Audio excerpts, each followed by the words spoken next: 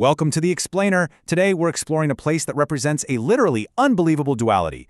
Just imagine a destination where echoing, ancient human devotion stands squarely in the middle of a massive, untamed, roaring wilderness.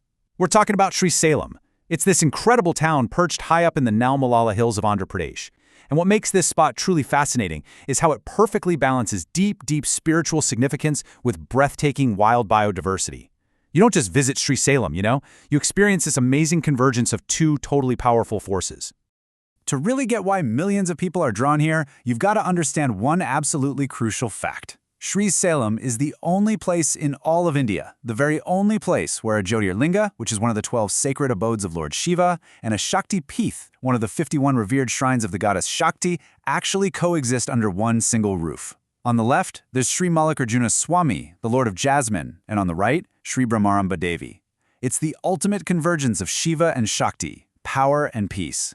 It literally makes this a spiritual epicenter unlike anywhere else on the subcontinent. Okay, let's dive into our roadmap for today's explainer. We're going to cover 1. The dual divinity, 2. The untamed wilderness, 3. The sacred waters, 4. The ecosystem's true value, and finally 5. The ultimate journey. Section 1. The dual divinity, a confluence of faith. The spiritual foundation of Srisailam is just absolutely ancient. I mean, when you step into the main temple complex, you are immediately hit by the sheer sensory experience of the place. Think about the rhythmic chanting echoing off these massive Dravidian stone pillars and the heavy, sweet scent of malika, jasmine flowers, being offered up to the deities. It's like an unbroken stream of belief flowing through time. Legends say gods themselves walked here, and historical heavyweights like Chhatrapati Shivaji Maharaj came to leave their mark. And this devotion? It isn't just a seasonal thing. The temple calendar is completely packed all year round. In February and March, the Mahasivaratri Utsavam transforms the town entirely.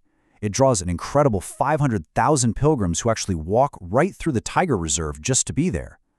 Then you've got Ugadi in the spring, Shravanamutsavams in late summer, and the Kartika Mahotsavam, where a literal sea of lamps lights up the temple. It's just a constant pulsing drumbeat of faith. Section 2. The untamed wilderness, the tiger's domain. Now what's really wild is that the stone walls of these ancient temples don't give way to some sprawling metropolis. Instead, they open right up into the formidable Nagarjunasagar Srisailam Tiger Reserve. It's this beautiful, undulating terrain of ridges, deep valleys, and plateaus right in the southern eastern Ghats. Spanning across the Kurnool, Prakasham, and Guntur districts, the sheer geographic footprint of this protected core and buffer zone is just staggering. To put a specific number on it for you, 3,727 square kilometers. That is the massive scale of this reserve. And this enormous habitat is bursting with life. We are talking about over 80 distinct species of mammals. Apex predators like the majestic Bengal tiger and the elusive panther living alongside sloth bears, wild dogs, and a huge prey base of somber and chital deer. It is a thriving, untamed ecosystem, literally right at the doorstep of the divine. Section 3. The sacred waters, plunging into the deep. So what exactly connects this wild forest to the ancient chanting temples? Well, the answer lies in the powerful Krishna River and a very unique feature known as Pathala Ganga. Because the river flows through these incredibly deep, precipitous gorges, it literally sits 500 feet below the temple level. People actually call it the Ganges of the underworld. To reach these hidden waters, pilgrims historically had to climb down hundreds of steep stone steps. Though, thankfully today, you can also just take a breathtaking, super scenic ropeway ride straight down into the gorge. But you might be wondering, why make that steep descent in the first place? Well, a holy dip in the Pathala Ganga is considered an essential sin-cleansing ritual for Atma Shuddhi, or self-purification, right before standing in front of Lord Mallikarjuna.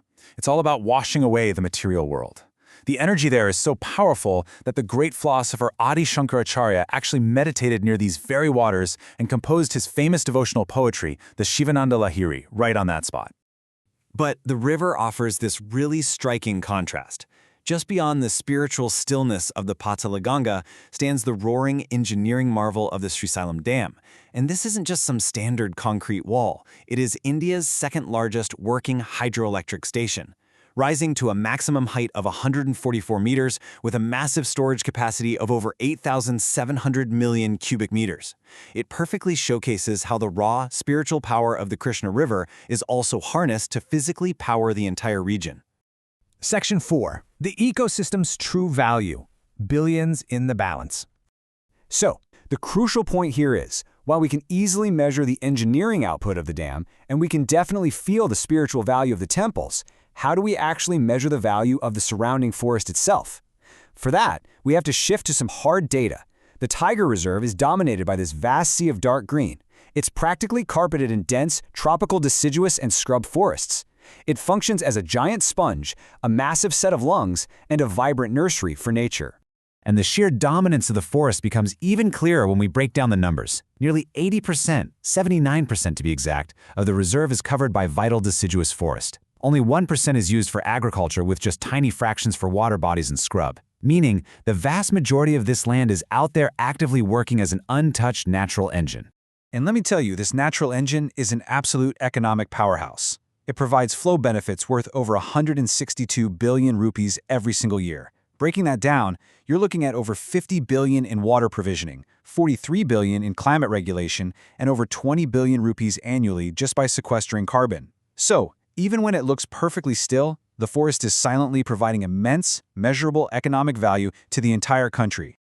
But, we also really need to ground these massive billions into something more relatable: human livelihood. For indigenous groups living in the area like the Chenchu tribe, this forest is their daily survival. Every year, they sustainably harvest over 17,000 kilograms of honey, 25,000 kilos of Sugandha Paliru, and thousands of kilos of green amla. This generates millions of rupees directly for the local communities, proving that conservation and human livelihood are deeply, deeply intertwined here. Section 5. The ultimate journey. Experiencing the convergence. So how do you practically experience this amazing mix of deep history, wild tigers, and ecological value? Well, based on our sources, you can curate a perfect 2-day itinerary that balances it all out. Step 1. Your journey actually begins on the road, taking a misty early morning drive through the Amrabab Tiger Reserve, where you might just spot some wildlife right from your car window. Step 2.